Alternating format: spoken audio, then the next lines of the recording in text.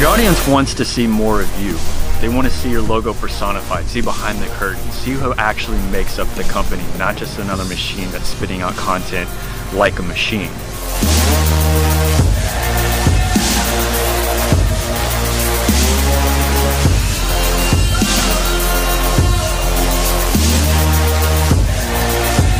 I'm a pretty lucky dad right here.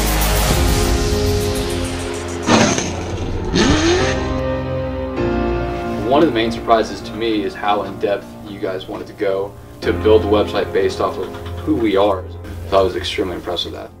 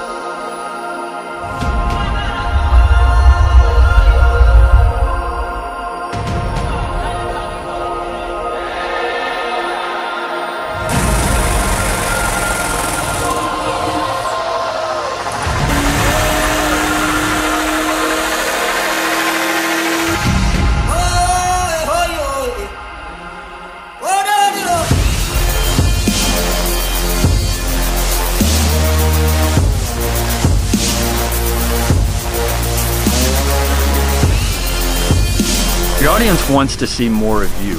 They want to see your logo personified, see behind the curtain, see who actually makes up the company, not just another machine that's spitting out content like a machine.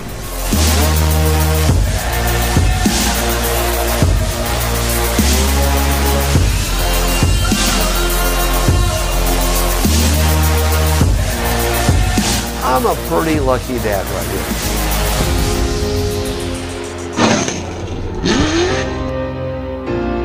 One of the main surprises to me is how in-depth you guys wanted to go to build the website based off of who we are.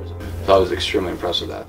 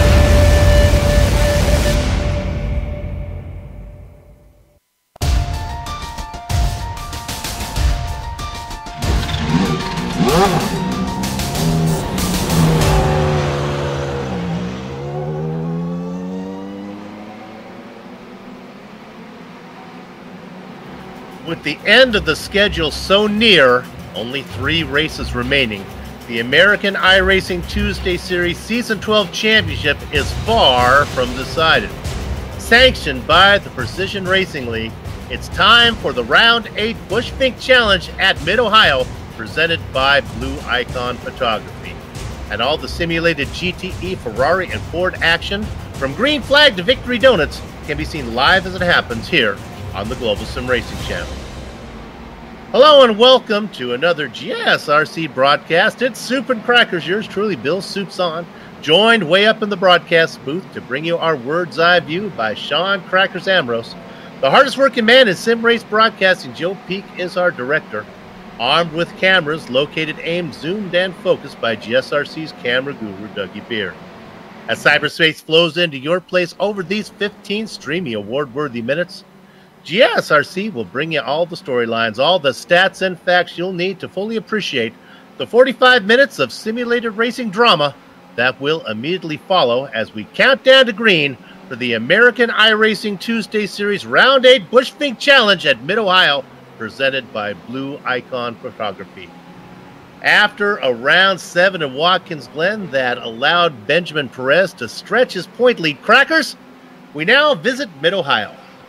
Soup, the ride over here wasn't bad from New York, and I got to tell you, they call this officially the Mid-Ohio Sports Car Course. Now, it does rank among America's premier road racing facilities, located just outside the little village of Lexington, Ohio. And they opened it in 1962, and over the years they've refurbished it a few times. The iRacing service has 3 different configurations, plus a rarely used clockwise and counterclockwise half-mile oval. But today we're on the full 2.2-mile, 13-corner layout that you see right here on your screen now. It has a little bit of similarity to Watkins Glen, a couple of high-speed turns here, and has a nice blend of fast, medium, and slow-speed corners, one long straightaway, and several dynamic elevation changes. Drivers will face the daunting Turn 1, a roller coaster series of S's known as Madness, and then conclude their lap with what seems like a 360-degree carousel that offers a plethora of racing lines. But the best way to get an idea what this place is really like is to jump on board for another GSRC lap guide. Alright, Kevin Brown is behind the wheel of the GSRC BMW, so let's do a lap around Mid-Ohio. Turn 1 is going to be a very fast left-hander. A lot of guys have blown their lap or their race in this corner because it's so high commitment. There's this nasty curb on the inside, and putting wheels into the grass on the outside can easily send you spinning into the barriers on the left. And just to add to the pressure, now we approach the keyhole, which is a passing opportunity, so getting a run out of 1 is important. Equally as critical is your exit of this hairpin. The elevation change makes it tough, but failing to put the power down soon enough will cause you to lose time down the long, kinked backstretch. We'll just straighten out this little right-hander flat out the whole way down, then stay to the left to set up for China Beach. It's very possible to defend from the outside here if you can hold on until it switches back left. This is the entry to the aptly named Madness. There's some drastic crests and blind corners all throughout these S's.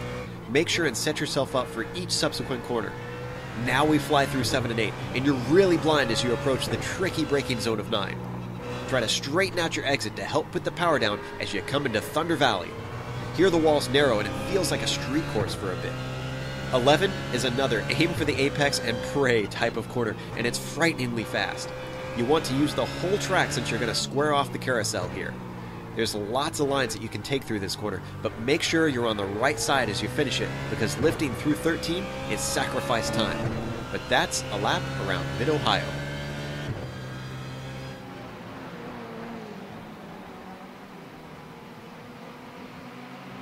And there you have it, a lap around Mid-Ohio, and Joe Peak's voice, as well as everything else on today's broadcast, is made possible thanks to our race sponsors, of which there are 2. With a sixth sense for shooting in an uncontrolled environment, Blue Icon Photography takes joy in capturing people with the lens, and especially sharing that joy when the photos are shared. Here to capture your special moment and create lasting memories for you, Blue Icon Photography, your moments, your time for you. Find out more at blueiconphoto.com. Also brought to you by Bush Fink Racing. You'll find them being successful all over iRacing environment. and on many GSRC broadcasts. Although racing as an independent, here in the American iRacing Tuesday Series, our current point leader, Benjamin Perez, is a proud member of Bushbank Racing. And speaking of Benjamin Perez, let's take a look now at the driver's standings, where we can see he is way up on top. He's opened up his point lead by a few. He's opened it up from 1 to 5 over Christian Eisler. Now be aware, these points take into account the single drop race the rules allow for, the single droplet by each driver's name. Well, that's his pocket points that he has available. Now, if you consider Perez and Eisler in a class by themselves, then the Tier 2 championship for the final podium spot is hotly contested. Juan Landini for SDS Racing Black was a 4-point lead over Sergio Maujo for Austria World Team. Landini does have an advantage in drop race insurance with 19 points in his pocket compared to only 6 for Maujo. HDF1's Motorsports Kenny Duvall holds station in 5th. Moving to the team championships, while Sergio Maujo is doing the heavy lifting, Moises Lobato's 4 points contribution at the Glen was small, but it was important as it kept Austria World Team ahead of SES Black and now up a spot into 2nd. And then the overlay there 2 rounds ago, Juan Landini and Sebastian Mascara for HDS Racing Black. Well, they're now up into 3rd as they pick up another spot. Danny Duchesne and Guillaume Dupont did not enjoy New York as Watkins Glen result drops Quebec Power Racing 2 spots down. WERA BBS Racing holds station in 5th, manned by Gary Schillings and Richie Pettinger. And of course, all this takes place behind Christian Eisler and Francisco Montini for SDH Racing Blue, who are clearly the class of the team field. So we've talked about the track, gone over the points. How about we look at the race details? Crackers? Well, Soup, as you talked about in the beginning of the show here, boy, the season is winding down quickly. Season 12, this is round 8. We, of course, are in the Ferrari 488 and the Ford GT, the 2017 model. 45-minute race, 1 pit stop. I know for sure that the Ford GT only has 50% fuel in the tank with an open setup. Both cars, open setup, 50% fuel on the Ford GT. Probably going to be a little bit less than that on the Ferrari. But the setups are open in Soup. That means, of course, they've worked on these, and there are certainly some advantages and disadvantages of being set up for high or low downforce here. Now, the incident cap set at 30. I think we'll be able to avoid that today over 45 minutes. Of course, you have the one fast repair. And what do we mean when we talk about that? Well, basically, you have a backup car in the garage waiting for you, and if you need it, you'll get to take it one time and one time only. If you use that up, then you'll need to sit for repair as long as it takes. Now, let's talk about the sponsors here for these race details. Apex Button Box, the winner of the series, will be awarded a 16-function button box, courtesy of Apex Button Box. Affordable, reliable button boxes for those who don't have the time or material to make their own. Visit them on Facebook.com/Apex Button Box. One word, Apex Button Box. And we want to thank Transdo Transport. They are sponsoring the Transdo Cup. And the driver with the fewest incidents at the end of the season will get $75 courtesy of Transdo Transport. Visit them at transdo.ca/home. In his Fall of the House of Usher, Edgar Allan Poe describes the weather as the clouds hanging oppressively low in the heavens. Sean, when we look at the weather here, I think that would apply. I think so, Soup. It's awful overcast today, rather dark. 78 degrees, 84 degrees on track. I don't really think grip is going to be so much an issue as just making sure you dialed in your setup right for this weather today. You've got a little bit of wind with the elevation changes here. That can be a bit of a concern. Thunder Valley on the backside of the course in turn 9. Soup, seen several drivers in practice having trouble navigating that. Car really wants to slide off to the left and out of bounds, and well, there's a barrier out there, and if you hit it, you're really going to crack it up hard. Qualifying underway. We are looking at the man sitting second in points, Christian Eisler. Right now, he is top in the qualifying on the pole. And Sean, pole position is doubly important, not only for where you sit to start the race, but also the bonus points with this championship being so close. It may come down to bonus points for clean racing and being on the pole. Yeah, you're really digging for those points, Soup. You're so right to bring that up. Any point you can secure is really going to make a big difference. Right now, we're very, very tight. And Eisler, of course, you said he sits in second place. Soup, here's the story about Eisler. He is awful fast here. Watched him in practice, watched him get around here. It looked like an effortless drive for him at times. And right now, he sits on the pole with a 1:16.7. Benjamin Perez back there with a 1:16.9. So 0.2 of a second separating the two of them right now. And Soup, with qualifying wrap it up here, I just don't see who's got the legs to get there. If Eisler starts this from the pole, the rest of the field could be in trouble today. Yeah, and if you've been a fan of this series all season long, 0.2 of a second, that's a pretty large margin for as close as Eisler and Perez are, both when they race and when they try to qualify. Looking now at there's Benjamin Perez. He's still got a chance maybe to put in a hot lap. He's working his way through one, heading down in towards the keyhole.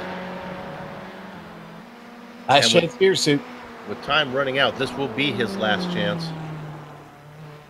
With open qualifying like this, Sean, correct me if I'm wrong, but they'll let him finish his hot lap, right? Even though he's only through the speed trap now. Yeah, you got it. He will get to finish this lap.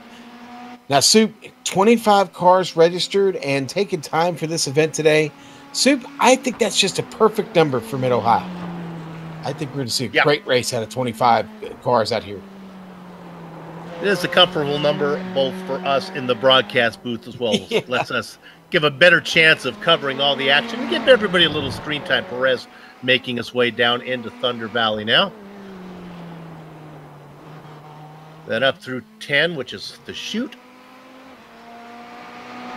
And then into the carousel, which you described, Sean, as almost 360 degrees. It feels like that. It feels like you just almost come around in the same direction you went into it. He's working it now. Boy, it goes for a long time. Certainly pulling a few G's through there. Astronaut-like feel. Perez comes across and picks up a little bit, but not enough to get the spot. He picked up a 10th. I mean, he picks up a 10th, and he runs it into the barrier hard there at the end. Yeah, that was a great effort. So qualifying is done now. They'll just take a few seconds for everyone to finish up their lap, but I think that's it. Let's go ahead and take a look at how they line up. We'll take them two at a time since we have plenty of time. On the front row, it is indeed the Iceman, Christian Eisler. He's 5 points behind in the standings, but, 4 now as he picks up that bonus point for being on the pole. He's inside, Sean, of Benjamin Perez. All right, row 2, Sergio Maljo and Francisco Montini. Kenny Duval and Juan Manuel Landini take spots 5 and 6. All right, row 4, Guillaume Dupont and Juan Carini. Row 5 is populated by Eric Luke and Matthew Frawley. All right, row 6, Danny Duchesne and Chris Rode. And the Baker's Dozen spot is Fernando Rodriguez. He's going to be inside of Richie Pedinger. Soup, and then we'll go back here to Sean Kenning and Mark File, completing row 8. 17 and 18, that's going to be Sebastian Merciera and Richard Colomb. Row 10, James LeBlond and the Canadian Tyler Gore. Hidden Blackjack, it's Moises Lobato, remember, trying to score points for his team to get it up into the standings a little farther. He's going to be inside of Gary Schilling, who's in the double duck position. Row 12, Kelly Thornton, Hugo Galaz, and then starting 25th today, Lucio Vargas. Okay, there are 10 races on the season schedule. This is race number 8, so this one and 2 more to go from here. The championship still very much in doubt. Everybody's attention now is on the Iceman, who's going to, as they grid up, he'll be going through the chute up into the carousel, and then he'll be in control of the field as they head down into the first corner. Sean, where are our best passing zones? I would imagine down into the keyhole and China Beach? Sure. I mean, obviously, so down to the keyhole, you're going to get a really nice run up that hill, and you'll get a shot there. The speed trap all the way down to China Beach, listen, they're going to be jockeying for position there all day. And you're going to definitely see guys send it to the inside there in China Beach. But then you've got to get things back to the left real quick there, and it makes it very, very tough to do any passing through the rest of the circuit all the way up out of Thunder Valley. Then you get an opportunity there into the chute. maybe into the carousel, you get one last good opportunity. The only way you're going to get someone out of turn 13 is basically get your best run through the carousel possible and find the perfect exit line to get across the start-finish line. Yeah, with that start-finish line so far up towards the corner, the final corner, you gotta hope you have a little bit of luck on your side if you're hoping to try to snake somebody before the start-finish line. Okay, they are rolling now. Now, Soup, but we have seen some miraculous finishes come out of the carousel before, so this could be another one of those times today. Again, it's not impossible to pull it off, but here we go. Gather at the chicken steak, cover me on the cows, because the horses are out of the barn, and one of those horses charging out of the barn is Benjamin Perez. He gets a great drive out of 13, gets on the gas, and he steals the lead from the pole sitter, Christian Eisler. Eisler now under attack from Sergio Maujo. Back and forth, it's Montini and Duval in fifth. Soup at the back. Richard Colomb had trouble and got offline. He's back on track. Already, though, Chris Rode fighting here with Fernando Rodriguez. This is to try to get into the top 10 up here. Rode battling for 12th. The leaders, meanwhile, work their way through the keyhole. Now dive into China Beach for the first time. Perez and Eisler go 1-2.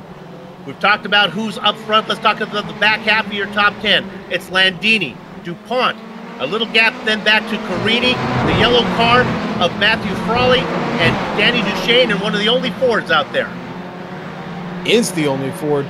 Chris Rode got putted off the course in China Beach. As did Landini. Landini, who was running in 6th position, loses the spot. Sorry to interrupt, Sean, to Guillaume DuPont. DuPont takes over 6th. Landini drops back one. Soup, it's okay. They're not going to need their umbrella out there today with the overcast conditions. Perez across the line, working lap number 3. That's really pointless what lap they're on, as there's 45 minutes of racing that we have to go. They're working into lap minute 43 right now. And Perez beginning to open it up a little bit on Eisler. Eisler doing his best to hang in there. Sergio Maujo in 3rd, pressuring the Iceman. But we know that the Iceman is a cool customer. He's going to be slow to melt. Montini behind him, Duval. They work their way into the speed trap. Let's look at 2nd position, because with a pretty good run is Maujo. He's about a half car length back. Weaving back and forth is the Iceman. Not sure if Maujo really appreciated that. I think he might like to pick a line there, Iceman. Yeah. Let's look at Frawley real quick as he gets both Frawley and boy, are off the track. Frawley made and it really stacks up after that as they come back on in front of traffic. This happened. What's this corner? What corner is this they're going into? Is this one? That was actually into the S's, I think, is where they got tangled up there. Frawley's in the yellow car. Now stick with this. He makes the move, but he can't keep the inside line. Now both cars are on a straight line. They're out of control now. They get a woed up, but right in front of everybody. Okay, so it started going into the China Beach. It ended up over in the beginning of the S's there. Wow. Boy, they just kind of had to park it.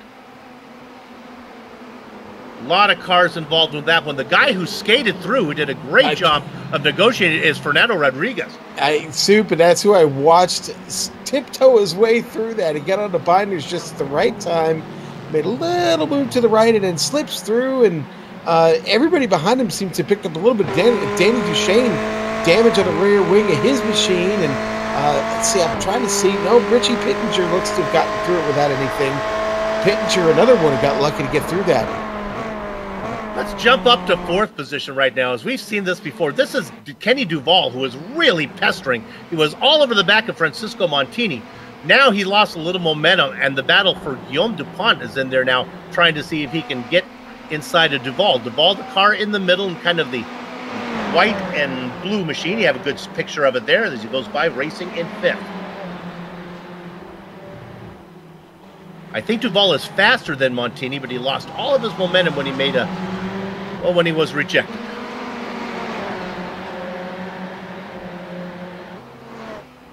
And the big news, Perez, my goodness, 1.5 seconds over Eisler.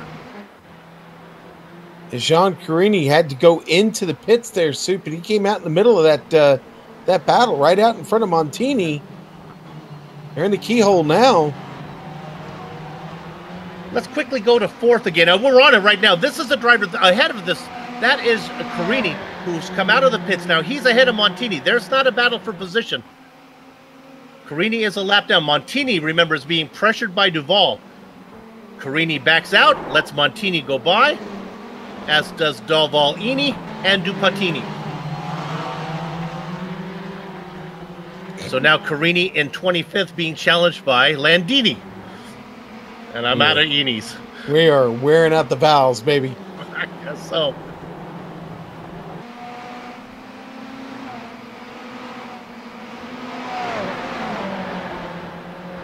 Sue? Yes. Perez is, he's not been perfect here. In fact, last lap, Eisler, a little bit better than he was. I come across for another one here, and it looks like Eisler's still got the edge. Oh, if you are new to this series, don't tune away, because this series, things seem to happen. Oh, we're looking there. That's Marciera having trouble. We'll get a replay of that one. He was racing in 12th position at the time. Yeah, I think, Soupy spun it by himself, and I think what we're going to see here is he just started to turn a little bit too soon and gets a bit of the curb. Car just kind of like a magnet gets pulled up there, and then the rear end comes around on him. Luckily, everybody gets through. No damage. Let's go back to 9th position. When I was a sheep farmer in my younger life, Montini's had trouble. More about my sheep farming time later. Montini has a spin. Montini was important. Now remember, Francisco is the teammate of Christian Eisler. He just got into China Beach too hot. Suit. He outbraked himself, and the result of it was having to just continue to go on through the grass there. And luckily, gets the car slowed down just in time to avoid hitting that Armco barrier. Not good for SDS Blue, but they are so far in front, I don't think they really have to worry, as Montini will cycle out, I think, at about in 7th. Now let's look at Fernando Rodriguez. This is the battle I was looking at here. This is Frawley and Rodriguez. Yeah, Frawley just got right past him, Suit. And Frawley actually working with a bit of damage on that car. The left tire left side is wrinkled up. Left front, right, left rear. I think might have been involved one of those cars that basically had to stop on the track earlier on, the incident that we documented.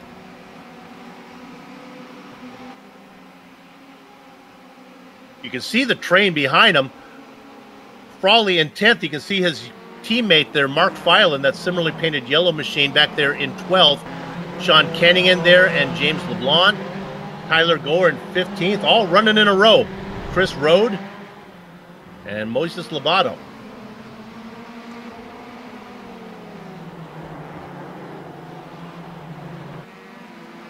Things beginning to settle down a little bit now.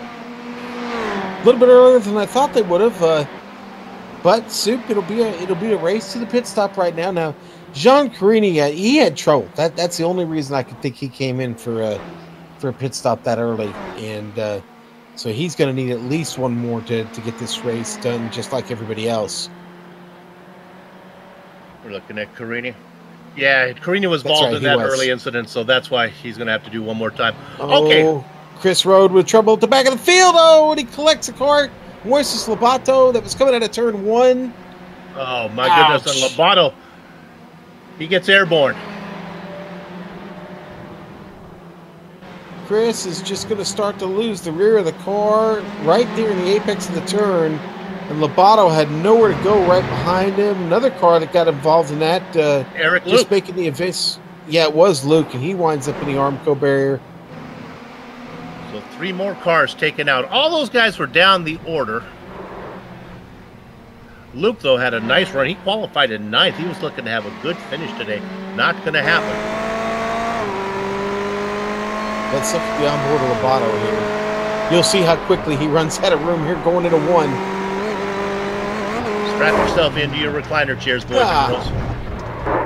You know, he's thinking as he's seeing that Soup, oh great, the car's turning off to the left. I got this, and all of a sudden, whoa, it's back to the right, and I'm done.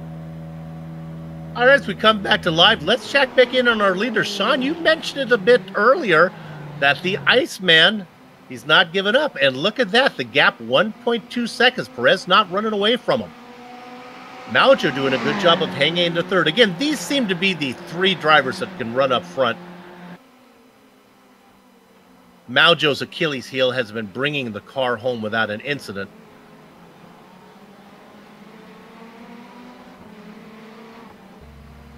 Yeah. And Luke comes in for a stop, and he was involved. He was the third car in that incident that we just saw. He took evasive action into the barriers. Gully Thornton with an off. Okay, now it's time to continue my story of being a shepherd. Let's go to 8th position. This is Danny Day. When I was a shepherd, the joke amongst all the shepherds was the white sheep eat more than the black sheep, and that was simply because we had more white sheep than black sheep. Well, that's kind of the case out there right now. Here's the black sheep of this race. Danny Duchesne in the only Ford, sitting up there in 8th. He's got a flock of hungry Ferraris behind him. Pittenger, Frawley, here they come. A flock indeed. I'll tell you what, Fraley is really, really pushing on Pittenger too.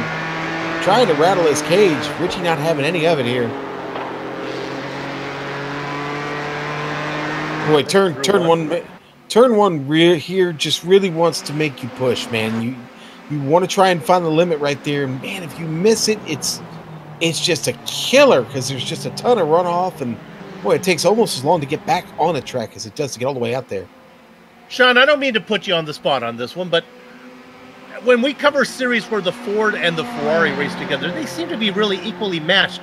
Have you had much time in the Ford and the Ferrari? Do they drive differently, or is it just they are equally fast? Oh no, they definitely drive differently. Then I think the Ferrari is probably technically a better car, maybe in the twisty bits. But the Ford. The Ford just has a lot more straight down.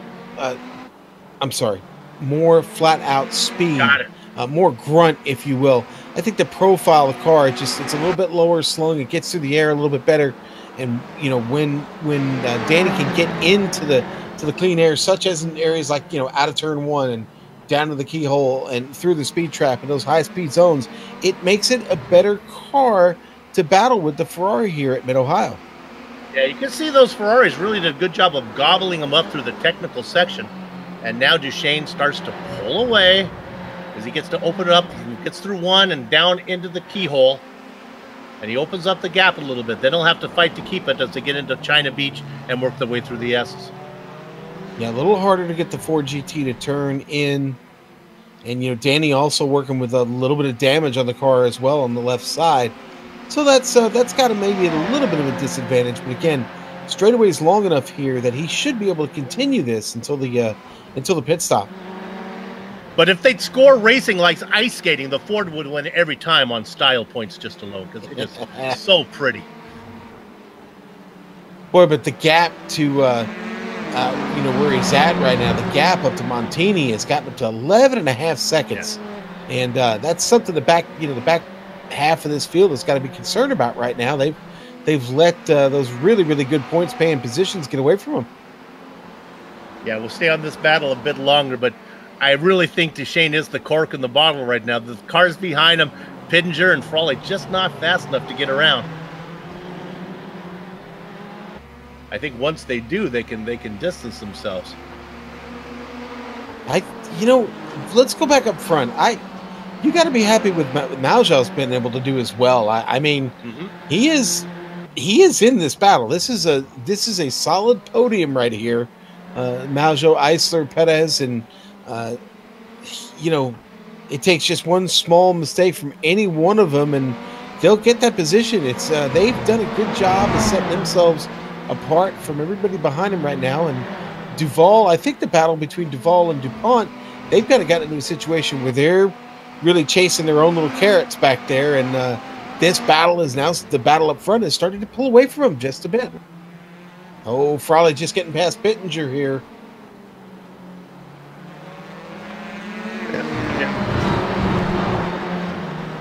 We'll It was very recent, Director. Very, very recent. So I wouldn't have to go back far at all. Yeah, it was. It was out of the keyhole. Yeah. And I think really what that's going to mean is for Pittenger says, I can't do anything with that Ford. You take a shot at it. There you go. Look at Frawley in the yellow car. Yes. Oh, here comes the pass right here. Yeah, it'll Right be in there, it. there it is. Yep. Splendid job by our director. Okay, Now found that one. There you go. So he gets that done. So now Duchesne has a new car in his rearview mirror of Matthew Frawley. We'll keep an eye on that, but it looks like Frawley might be a little more eager to get around Duchesne than Pittenger was. We'll see how that works out. In fact, yeah, Pittenger is well off the pace now as Frawley and Duchesne start to run away. On board with Matthew. Boy, that gives you a good view of the sky there. Straight out of an Edgar Allan Poe piece of work. Here he comes. Not going to get there. Oh, my gosh. Danny Duchesne up there making that car. Uh-oh. Oh, and now Frawley is loose, but he gathers his back up. Let's see if he gets a slowdown penalty. Oh, what happened, though, was Pittenger, poor Richie Pittenger, saw Frawley halfway sideways. He gets off the gas, and Fernando Rodriguez says, thank you very much. I'll take that. Oh, man. Well, look at this. Watch the yellow car of Pittenger. I thought he was coming around, Sean.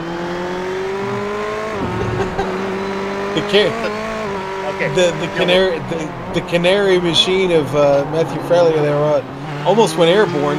There, Frawley gets loose. Pittenger, that we're riding on board, gets off the gas, and there goes Rodriguez. Wow.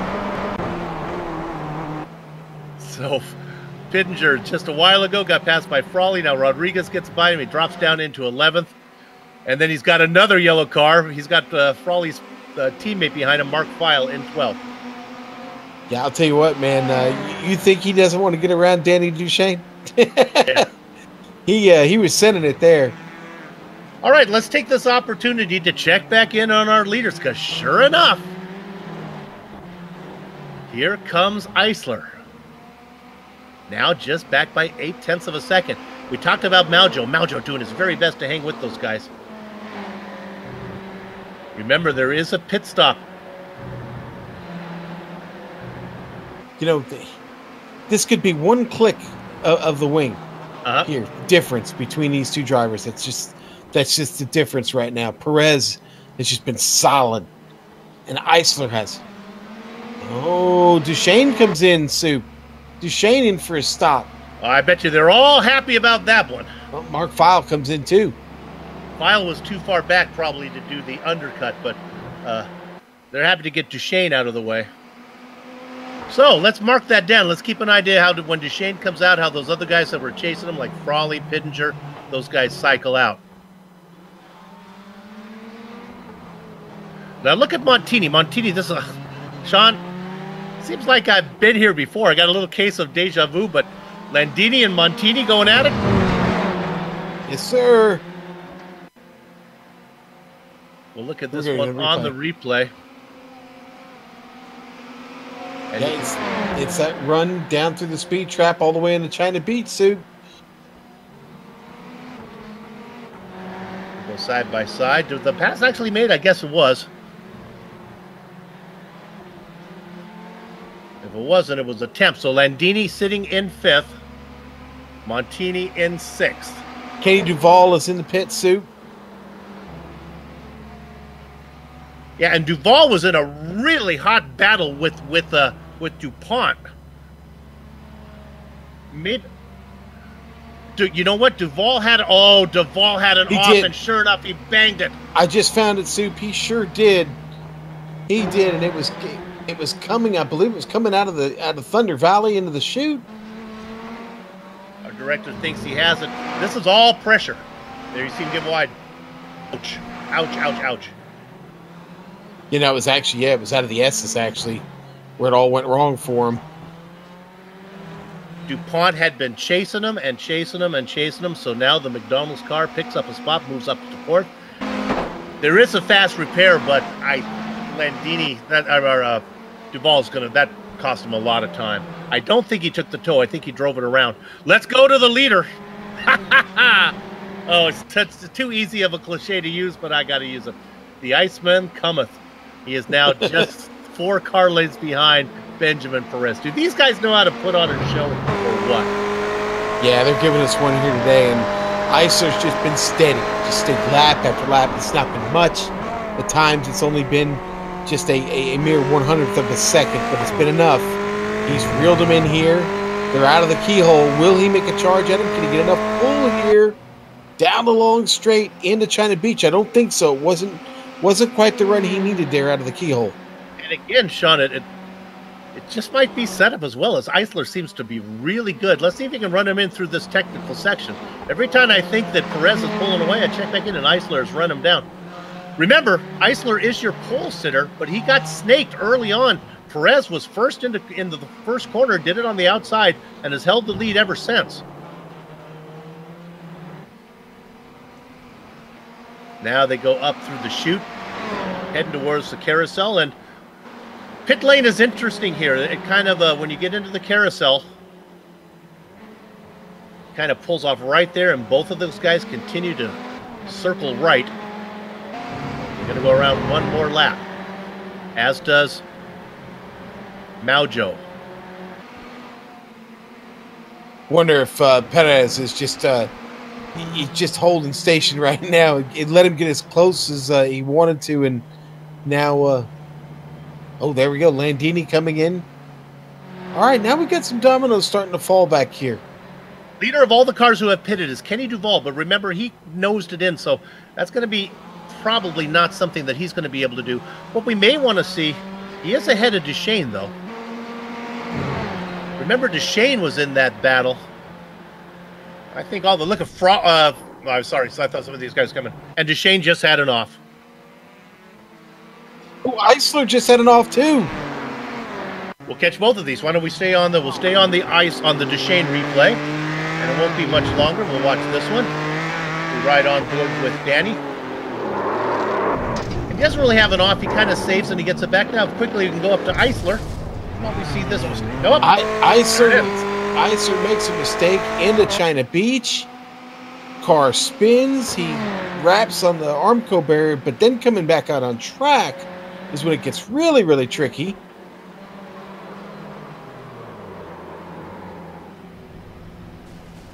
Yeah, what a tough break. Let's follow it as he gets back here on track, Soup. He come back out on track, and then he gets punted. That was, well, you know who that was? Sergio Maujo, the driver now in second, was in third. They get together. Not sure if Sergio had much to do here on this one. But right on board. There you see Eisler off. Sergio was in his line here. Yeah. Eisler coming back across, clipped him, and then gets bounced back over. Now Maujo, as you said, up to second. He's chasing Perez now, but it's 5 seconds up the road. Yeah, with the competition being so close between Perez and Eisler, you just can't afford to do that. And we talked about it last race. Eisler had a bad run. We said, okay, well, that's your drop race. Well, you only get one in this one, so you can't keep dropping stuff. Eventually, you have to pay the piper. Well, Eisler did come in and pit there, Soup. He decided to go ahead and bring it in, and I'm sure he probably... Oh, and on track, trouble for right in front of Guillaume Dupont. It was Chris Rhodes spinning. Guillaume sitting in third, chasing Sergio Maujo. What a great job from Maujo and Dupont. Both Maujo really had to get on the binders to stay off of this one. And right behind is Dupont, who does not get into the back of Maujo. Great job there. Oh, a big problem going on now that involves Rhodes. This starts with Rhodes spinning. Oh, this is right in front. We have to stay with it because when Rhodes, I guess, does he bring the car back out on the track in front of people? Chris, don't do it. He sure does. It was that incident. He comes back in front of Galles and Montini. Yeah. Wow. Oh, luckily for Rhodes, it's hidden by the foliage. So his parents can't see because they would be... he'd be put in timeout for that one. Yeah, I didn't stay with that long and missed it myself. Well, you know, he had a ton of time. Sometimes it's so hard. Coming to his defense, sometimes it's hard to tell how much gas you actually need to get the car going again. Well, the top three have certainly changed, and you know, well, sans Perez, but Maljo, DuPont now second and third, Eisler full to almost 25 seconds back and forth with that pit stop, though. All right, now remember, there are still stops to be made by those guys. Let's look at this battle. This is Kenning. This is a battle for 11th.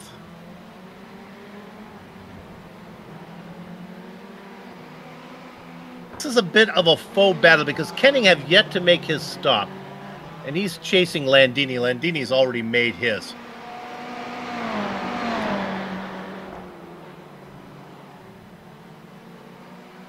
Yeah, looking for some of those guys that have still, some drivers that still need to come in and make their stops. Perez, Maljo, DuPont. Yeah, then Rodriguez. You've got Rodriguez.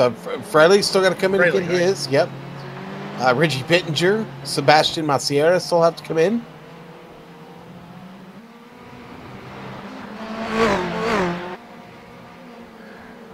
Sean, let's look at this P2 battle with Maljo, and this might have a little bit more to it than we might first think. Yeah, I mean, Maljo might be working with a little bit of damage here, so boy, I don't know. Can Guillaume make a run at this before they pit? Perez is in. They decide to stay out. So Perez coming in. It won't be wire to wire. I'm not sure if you can be wire to wire if you start in second position. Even though I guess if you lead the first lap, that's considered wire to wire. But so Maljo will stay out. DuPont. We've watched DuPont have these kind of runs before. Guillaume really good. With Duval out of the mix, Duval had a spin, so DuPont vultured that spot. Why do I want to keep calling Guillaume Joe McDonald? Yeah, because he runs the McDonald on there? Yeah. Not sure why he does that, but it sure does make me hungry. Kelly Thornton just having trouble this right in front of Sergio Maljo and Guillaume DuPont. He gets the car going again. He was off in the grass, and luckily he was able to get the car back with that incident because they are coming.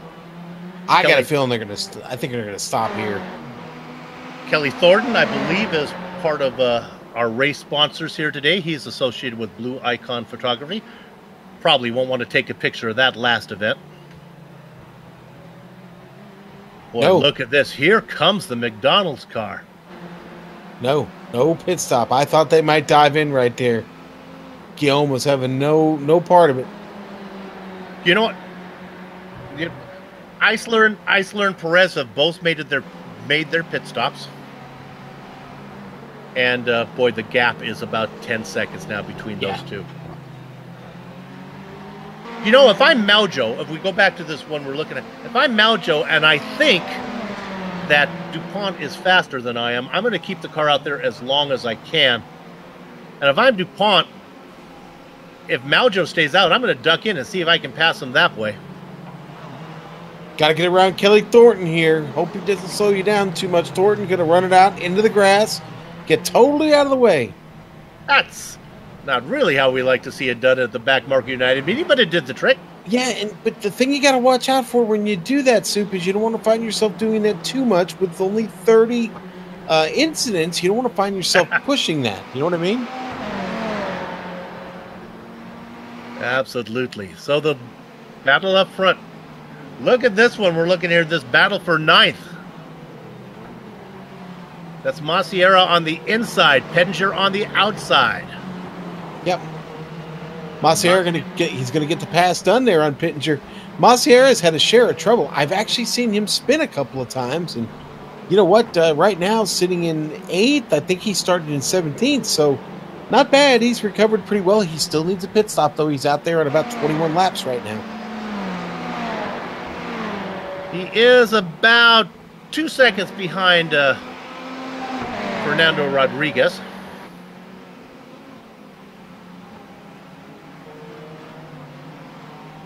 And we had James a quick look. Can we hang on, go James. to LeBlanc? Yeah. Yeah, he's a sitting duck in turn 1. Careful there, James.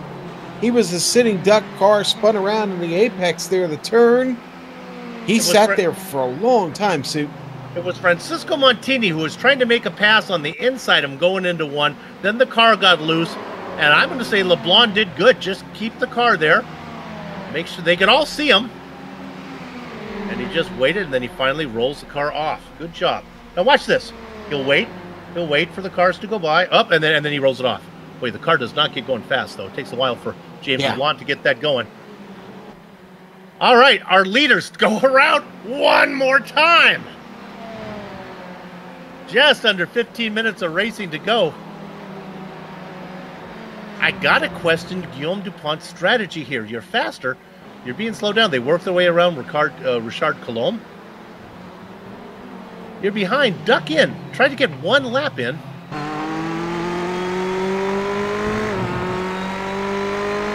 I'm sure they appreciate the commentator giving them racing advice.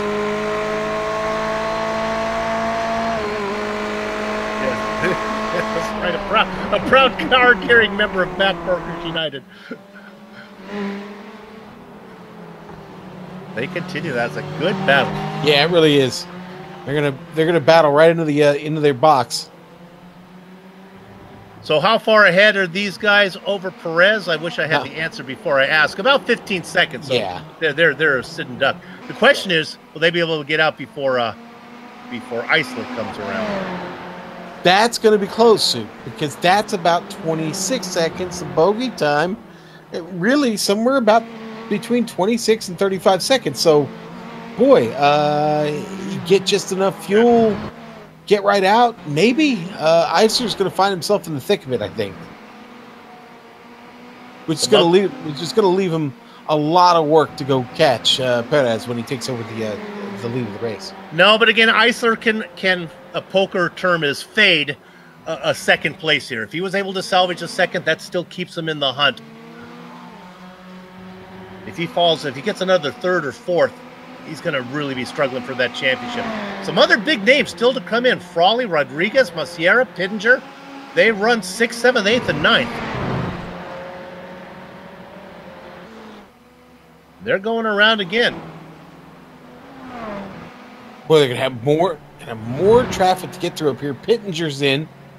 Tyler Core and Sean Kenning right in front of the leaders here.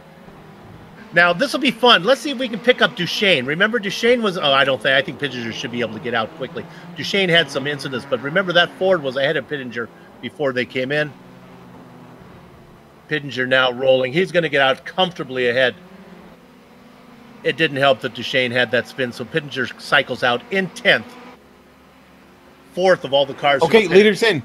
Maljo is in, and Guillaume Dupont is going to stay out and take the lead of the race. Now, he'll be faster. The problem for Dupont is, unfortunately, he's got Tyler Gore in front of him. But I like Tyler Gore. I've watched Tyler Gore race in the past. He does a good job of getting out of the way as they go down to the carousel. Tyler, you're racing with nothing. Just keep the outside line. Well, we'll see here. Hasn't slowed him down yet. Eisler coming to pit entry right now, and we're going to see how Maljo does. Maljo is rolling, and that's Gallia's. Maljo is out in front of Eisler by about 3.5 seconds. Wow, what a stop. Great pit stop by Maljo. Dupont managed to negotiate Tyler Gore. Now he's got Sean Kenyon to get done. Everybody else comes in. Yep, that's Fraley, Rodriguez, Maciera. Well, we've seen drivers... Sean, it was this last race where we saw Christian Eisler run out of fuel when he didn't need to. This stretching it too long. Let's hope that Dupont can get around. He's got to come in this time, and he does. Don't worry, Sue. Now, he's certainly going to lose a spot to Perez. Perez coming down into the carousel now, Sue. But the driver he's going to try to undercut, and that is Sergio Maljo. Maljo just into the carousel now. Maljo stopped 8.3 seconds in the box. DuPont has it 9.3, 10.4. DuPont 11.7. DuPont's stop is much longer, and he's going to get crushed. Now the question is, can he get out before Eisler? Here comes Eisler, and he does. Oh, he does, yeah. Wow, I really, really thought Eisler was going to swing around and just swallow him up, but that was not the case. So if you go to McDonald's, they might get your food fast, but apparently they're a little slow fueling the car. As DuPont loses a spot to Maljo. Eisler right behind him. Look for Eisler. Remember, the car has been in the wall, but they have a fast repair, a spare car that Eisler has taken. That car is pristine condition. Boy, Eisler got a really, really nice run down into the China Beach. And equally good run here through the S's. You know, I thought we'd see a lot of action in Thunder Valley today. There's been a little bit, but not quite as bad as I thought it might be. That's good.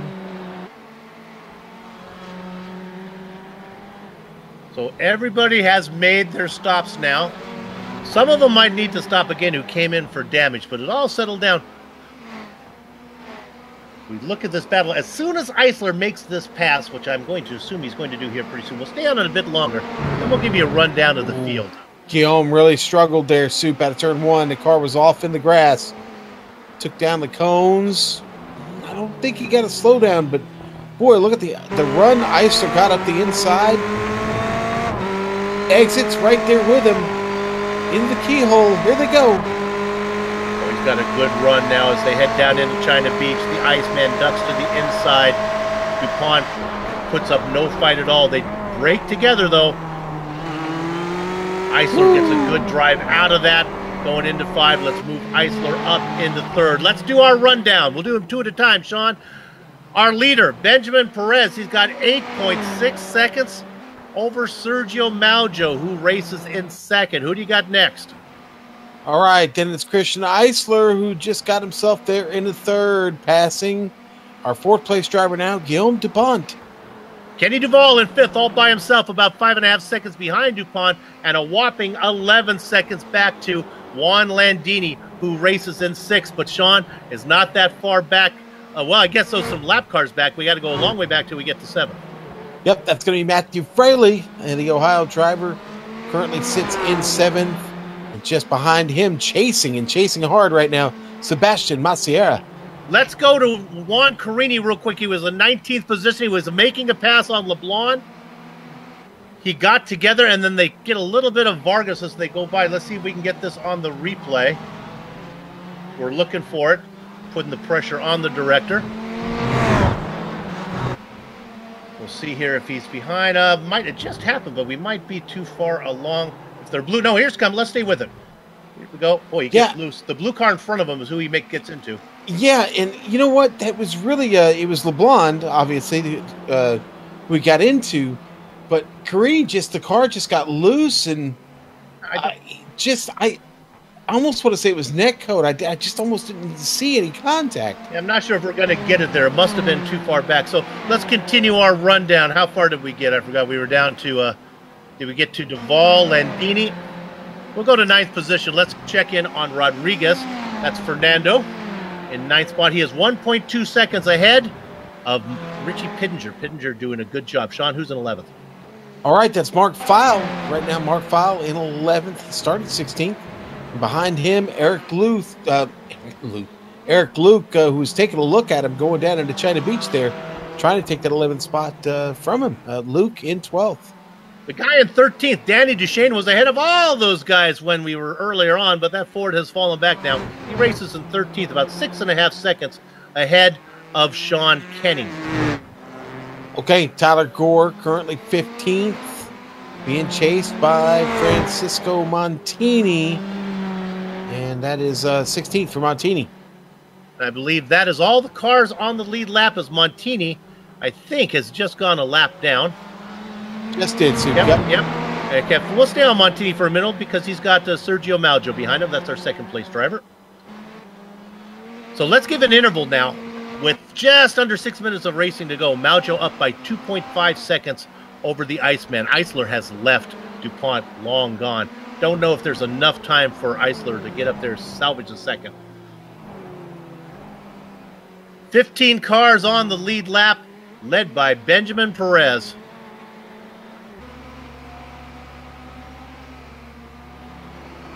Oh, John Carini with more trouble in the back of the field. Soup, he spun off track and was able to get back under his own power there. But he spun in front of a couple drivers fighting for position, and Frawley and Masiera there. Yeah, Carini has been all over the racetrack. It's not been a good day for him. He qualified in 8th, but it's been all a downward momentum from there. Hey, sometimes it happens, man. It just, the bad luck starts rolling your way, and it just keeps coming and coming, and you just can't take yourself out of the state of funk that you're in there. It's almost like sometimes races are like a bad round of golf. No, it's just, God, I can't. Yeah. One more. I'm in the rough again. Looking at this battle here for File and Luke. This is in 11th. Luke peeking in there, doing everything he can to get around Mark File. Soup, and just like that, there's only 4.5 minutes left of this race. Where did the time go, buddy?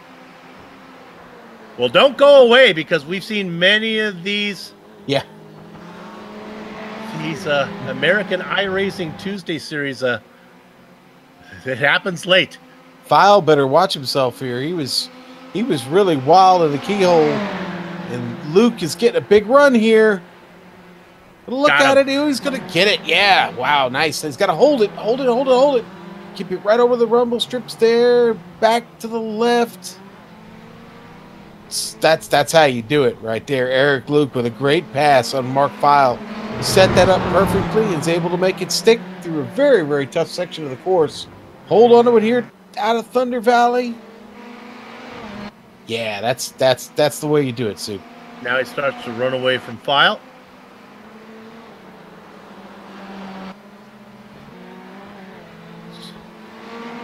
Let's take a peek in on our second in the points, third on the track right now, number 1 in our hearts, Christian Eisler. He is about 2.5 seconds behind Maujo, just not able to make up any time. Had the fastest lap last time by, but he's just run out of time, Soup. Unless Maujo makes a mistake, that's certainly possible. He does have Montini in front of him. I don't know if that's a position he's going to try and get around. It's not a battle for position as much as it is just Montini staying on the lead lap. Well, yeah, the bad news for Montini is Perez has already got him, so the last lap is gone there. And now it's Maujo that needs to watch himself. He had a really, really wicked trip there out of turn 1. Now that gap, which was, what did I say, about 2.4 before? It's down to 2.1. Mm-hmm. But still only 2 minutes to go. But nevertheless, Maujo, who's certainly not immune to making mistakes that we've seen him all season long. A mistake right now, Eisler's close enough to get that spot for sure. As we hit the 2-minute mark, Perez is just going to come across through the chute, go to the carousel. I believe he'll be shown the white flag this time around. Well, maybe not. We'll have to see. It's going to be close. Might be 2 more from here. I think we're looking at 2 there. 2 more. Yep. You know, something we haven't talked about. How about a hard charger? Sebastian Marciera in 8th position. Yeah, you remember I said a little while ago, he's had his share of trouble this evening, but darn it, if he didn't just nail a really, really solid pit stop and really gathered it up when it was important, and there he finds himself in the top 10. And I'm not sure he's done, as he's got another lap to see if he can get around Frawley. Matthew's got his work cut out for him. Sebastian right behind him. Frawley really working that car. Yeah, I think Maciera's got the legs here, Sean. Frawley has definitely had an interesting evening. It's about to get a little bit more interesting. Now they head to the carousel. Boy, he's going to try looking at him. Richard Colomb up in front of him's got a decision to make here. Hope he sees this in his mirror. Meanwhile, our leaders have, we're still not on the, we still have time here to go. We're not on the white flag lap yet. Frawley was just a little bit stronger out of turn 1, down into the keyhole. Here they go. This is Ricard Colomb. They're coming up behind. Richard, where are you going to put it? I'm going to put it right over here, boys. I'm going to go straight. Get by me. Good job. Don't think Marciera's going to have enough. He's too far back to be in the tow, but he'll have one more crack at China Beach before this race is over. Remember, Sebastian, our hard charger, 17th to 8th.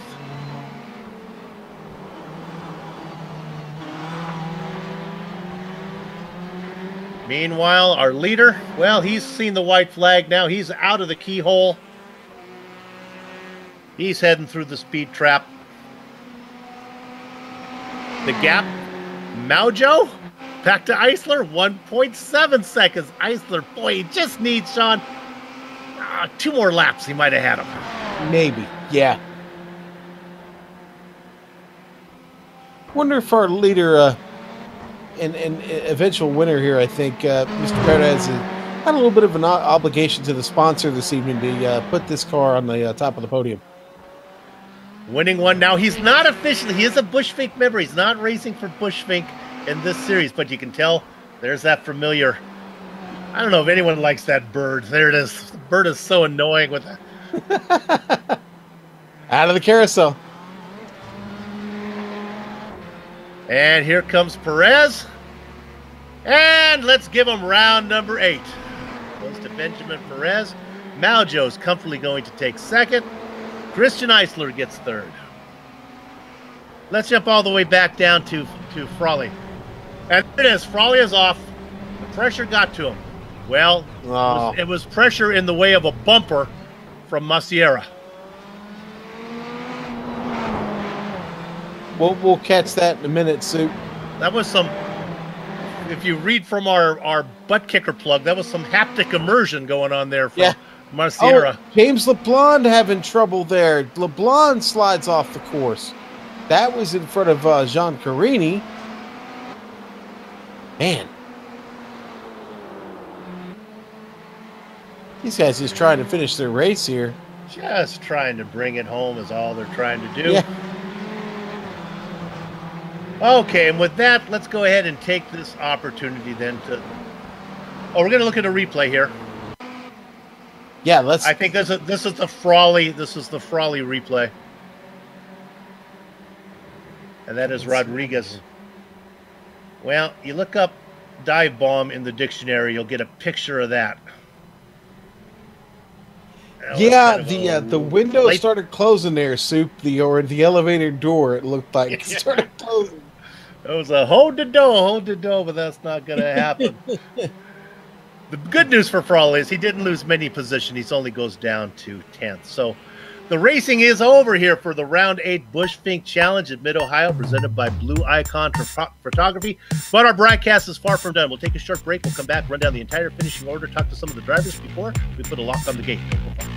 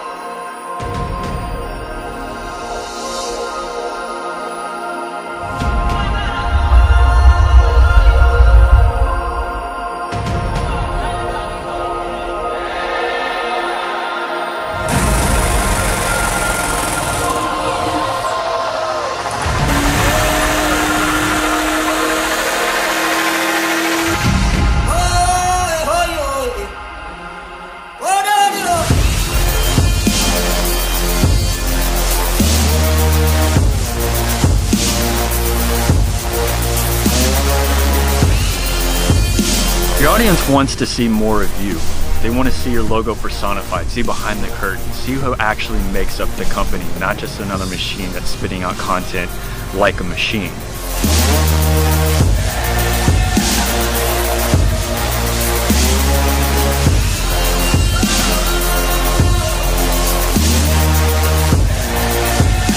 I'm a pretty lucky dad right here.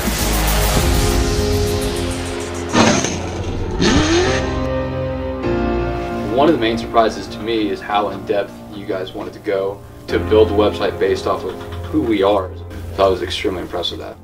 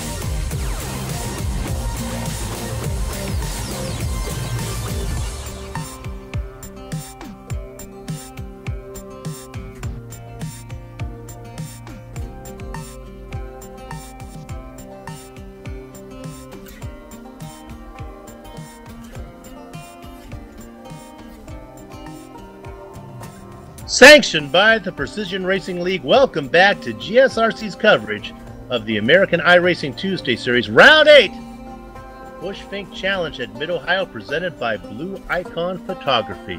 Let's give you the finishing order right now. Well, it wasn't wire to wire as he qualified in second position, and he lost the lead for a large part of the time to Sergio Maljo during the pit window. But once again, it is Benjamin Perez, the Season 11 champion, looking to pick up another championship here in Season 12, who gets the win.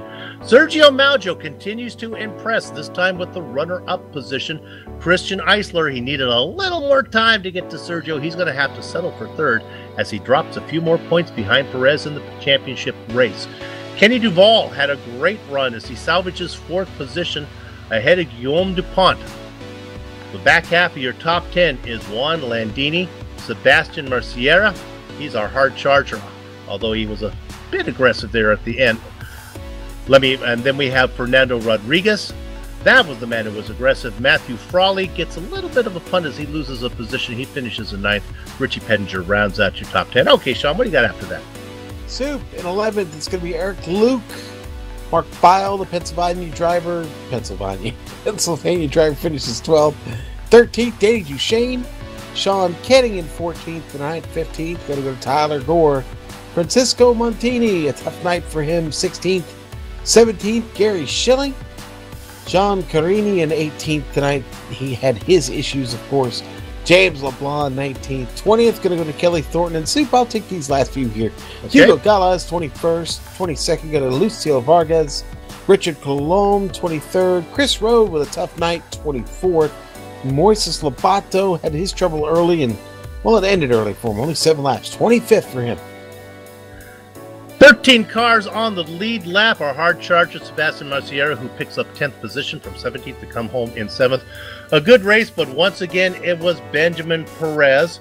Let's go ahead and see if somebody can bring Benjamin into the interview booth, and we'll have a talk with him right now. There we go. Now we have our race winner, Benjamin. Let's start right at the very beginning. Woo, nice start. Thanks. Yeah, it was a pretty good start there for me. I guess Christian didn't realize how quick the green flag comes out after the pace car pulls in. Then you led most of the way. You opened up a nice gap, and I was like, okay, Benjamin's on this one. But sure enough, Christian got right behind you before the stops. Yeah, it was. It's a pretty tough track that doesn't really get used too often in the service, so I'm a bit inconsistent at it. I was pulling a gap, but yeah, then he started closing it up a bit. really overcast, really cloudy day. Does that affect your setup on the car much? I think it did, because most of the practice that I had done was in default afternoon, which is a lot hotter because it's partly cloudy and it's like 100-degree track temp, I think. So I think my setup was affected a little bit by the colder weather, but it wasn't too bad. Well, here's the good news with the championship. 2 more to go. You have a good amount of points in your pocket. I like to call them pocket points. If you have a mistake, you got a little bit of insurance there, so one mistake's not going to burn you. But you're not out of the woods yet. No, I don't think so. I think this is going to come down to the wire, especially with the bonus points coming out for like pole position and the incidents, and then the fastest lap of the race. Those points are actually starting to matter quite a bit now in this championship. So I'm trying to get as many as I can. He got the pole lap. I think I got the fastest lap. And I know that I got the incident point, so that'll help. What? Just to clarify, what is the bonus points for incident? Do you have to be clean, or they let you have a few? They let you have a few. It's 3 or less in the race. Okay. Yeah, but it's funny. Nobody cares about those bonus points until you get down to the end of the season. And it's like, oh my! Exactly. Yeah, I wasn't really too worried about them, but now that the championship is getting further and further to the end, yeah, it's mattering a lot now. All right, well, congratulations on another win. Good luck in the final 2 races. Thanks, guys. Benjamin Perez, always good to talk to him. All right, Sean, who you got? Soup, I've got Christian Eisler. Let's talk to him real quick. Big night for him, another podium. Christian, congratulations, another podium for you here. And but the win eludes you. What happened here at Mid-Ohio tonight? Thank you. But I failed in the start of the race. And later I blocked my front right tire and I lost the car. In advance, I tried to recover some places, so it was a good race at the end for me. It was a good race. Was it the weather that affected the race there? Were the overcast conditions? Was that what you were expecting, or was that a surprise? No, it was a surprise. I practiced all the week with default weather, so it was a surprise. And I think that the first laps, the car was a little slippery, but later it's no problem. But the conditions are the same for all the cars, so no problem. Well, the podium guarantees that the battle for the championship is still very tight. We'll look forward to next week, and we wish you the best of luck then. Anybody you'd like to thank? I think Benjamin is really close to win the championship. I failed the last 2 races, and the next race is Mont Panorama. Is very, very difficult. I need to bend to make mistakes the rest of the races if I wanna have a chance to win the championship. All right, Christian. Thank you. We'll see you next week, buddy. Thank you. There we have our second place, our third place finisher. Not able to get our second place finisher in because I think he's Maujo is from Portuguese, maybe not comfortable with English. Come on in though. Anyway, I am fluent in Portuguese. My hovercraft está chao en inglês. There you go. If you know Portuguese, that'll give you a little bit there. All right, let's go to Duval and see if we can talk to him. There we have it. Let's go ahead and interview now with Kenny Duval. He finished, what would that be, 4th today. Kenny, nice run again from you. I will happily take that one. I did not think it was going to turn out that way. Boy, you were in a battle early on with Guillaume Dupont. You guys were really close. Oh, we got it early on, and we basically finished the race doing that. Yeah, I was a little frazzled there in the early part of the race. Yeah, I'm looking at my notes. One of you guys had a spin. Was it you that had the spin, or did you? Was it Guillaume that had the spin? No, I had a spin on the backside. It was me. Yeah. That's what Luckily, it surprised didn't me. hurt too bad. I was close enough to the pits for it not to be too detrimental. Got it, because I had wrote you off when I saw that. Well, he's not. Guillaume's going to have him now, but that was a nice recovery, a 4th place. Well, thank you. I'm glad it happened there. If it had happened anywhere else on the racetrack, that would have been devastating. So, we've talked a lot about the weather and being it being really overcast. Did that make the car easier or harder to drive for you? I could not have been happier that it was overcast and 78 degrees because this place is incredibly slippery when the track temperature's up. It's an ice skating rink when it's over 100 degrees. This was fabulous tonight. All right, well, Kenny, and the finishes are coming now. They're starting to come in, so congratulations on another good one. We're working on it. Thank you, guys. Kenny Duvall, our 4th place finisher here today. Okay, Sean, are we done, or is there one more? Well, Soup, I think we cleared him out, buddy. That ends our interview segment for the evening here. All right, well, let's get to the really important parts, the thank you. Don't leave us yet, because this is important. We'd like to thank everybody at Precision Racing League for organizing American iRacing Tuesday Series and contracting with GSRC to broadcast it. And now, here's a graphic for you as we talk about our 2 race sponsors. They are Blue Icon Photography. Check them out at blueiconphoto.com. And also, Bush Fink Motorsports. Check them out just about anywhere on iRacing. They are taking over this sport. Sean? All right, Soup, and now let me tell you about Apex Button Box. Affordable, reliable button boxes for those who don't have the time or material to make their own. Visit them at facebook.com/Apex Button Box, all one word. All right, now, we also want to thank Transdo Transport and Logistics, a professional transport service on a flatbed type trailer with loading ramps, deck length of 40 foot, and 20,000 pounds capacity. Soup, 20,000 pounds, buddy. Visit them at transdo.ca/home. They can handle you and me and the pizza. Thanks to our companies, equipment, and software that you see on the screen right now that we use on our broadcast, the iconic music that lets your ears alert your eyes you're watching a GSRC production comes courtesy of Eric Eckelman and Casey Lalonde. See the screen to how to contact each of them. The American iRacing Tuesday Series returns next week, May 15th, for the Bushfink Round 9 from the mountain, Bathurst. GSRC will be there to bring you all the action. We hope you join us. Sliding across your screen now are some upcoming broadcasts, so check them out, mark them down on your calendar. Folks, hit the subscribe button. If you're still here with us, hit the subscribe button. If you'd like more information about GSRC, including a complete list of future broadcasts, well, you can find them there here on our YouTube channel, or you can go to our website, globalsimracingchannel.com.